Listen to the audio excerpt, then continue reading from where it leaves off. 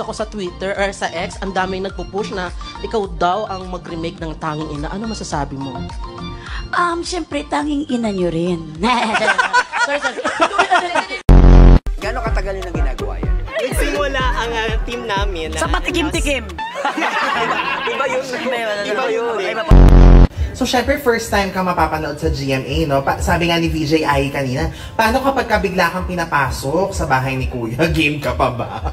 Parang hindi ko na kayang pumasok. Uy, kasi siyempre may mga anak ba tayo.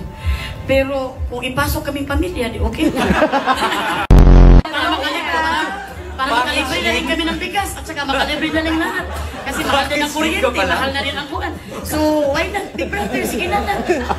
Kasi ang ginawa namin hotel para magkaroon na rin kami ng staycation. Sobrang kiat namin. Nag-away kami na.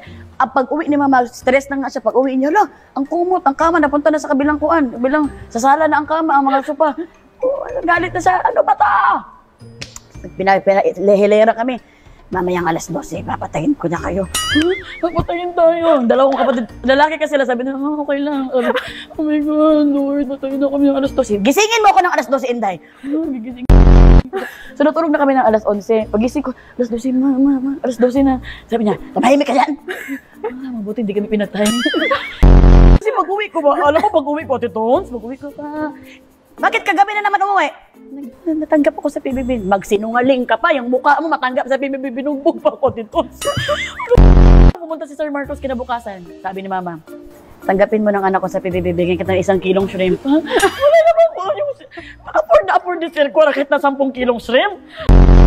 So, girl, how's life? Life is miserable. Ano yung kinoya? Kinoya. Hindi ko kinoya. Ako nagigigil ko. Dito talaga ko nilagay. Kasi galing siya sa PBB, si Koya. Tinatago ko lang kasi pagka-social ko, pero social talaga. Hindi nga. Where were you born? My parents raised me in the...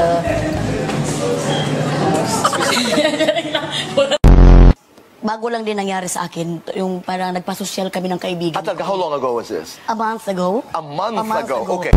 Sabi ko, Hindi, Sabi ko, akala niyo mahihiya ako sa inyo. May pera ako, bagong sweldo. Adjust na yun. Pa-order ako. Di ba dapat mga restaurant, hindi pala pa-order, no? Correct. Tatawag na, can you have? Diba ganun? Pero na-pa-order ang sabi ko. Can I have the menu, please? Pero ang sabi ko, pa-order ako ng blueberry.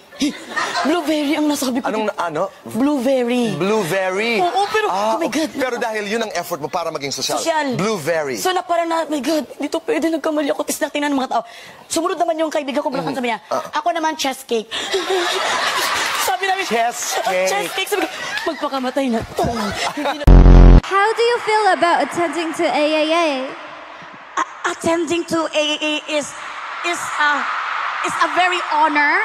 I feel like I am the first honor, a valedictorian in attending in AAA. If someone question why I have award, don't worry, I question too.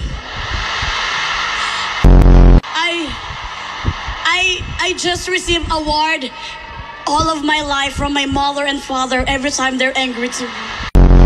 Tonight, my heart is very the best. I think because because of God moves in mysterious ways and it is because of the. Pero ito, Kwanti, may tanong ko para sa iyo. Okay, ano ba ito?